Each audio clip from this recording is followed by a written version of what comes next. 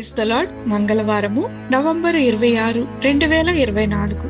ఈ రోజు దేవుని వాక్యము, మాటలు సిద్ధపరచుకొని యెహోవా యొద్దకు తిరుగుడి, మీరు ఆయనతో చెప్పవలసినదేమనగా మా పాపములన్నింటినీ పరిహరింపుము. హోషేయ 14:2.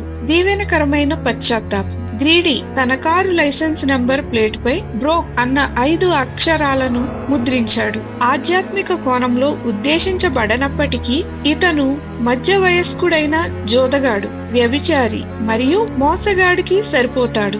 అతను విరిగిపోయిన, దివాలా తీసిన మరియు దేవునికి దూరంగా ఉన్నాడు. అయితే ఒక సాయంత్రము అతను హోటల్ గదిలో దేవుని ఆత్మ ద్వారా దోషిగా నిర్ధారించబడినప్పుడు అంతా మారిపోయింది. అతను తన భార్యతో, నేను రక్షించబడుతున్నానని అనుకుంటున్నాను అని అన్నాడు.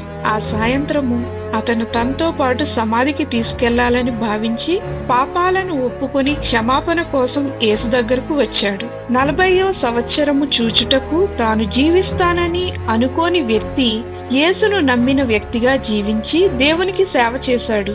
అతని లైసెన్స్ ప్లేట్లు కూడా బ్రోక్ నుండి పశ్చాత్తాపానికి మారాయి. పశ్చాత్తాపం గ్రేడీ చేసినది మరియు హోషేయ 14:1-2లో దేవుడు ఇశ్రాయేలును చేయమని పిలిచింది అదే. ఇశ్రాయేలు, నీ దేవుడైన యెహోవా తట్టు తిరుగుము, మాటలను సిద్ధపరచుకుని యెహోవా యొద్దకు తిరుగుడి, మీరు ఆయనతో మా పాపములన్నింటినీ పరిహరింపుము అని చెప్పవలెను. పెద్దవైనా లేక చిన్నవైనా, తక్కువైనా లేక ఎక్కువైనా, మన పాపాలు దేవుని నుండి మనల్ని దూరపరుస్తాయి.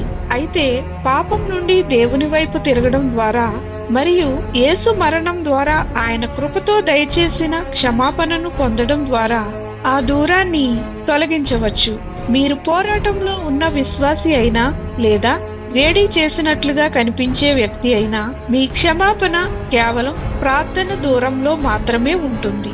ఏ పాపాలు మిమ్మల్ని దేవుని నుండి వేరు చేస్తున్నాయి ఆలోచన చేయండి.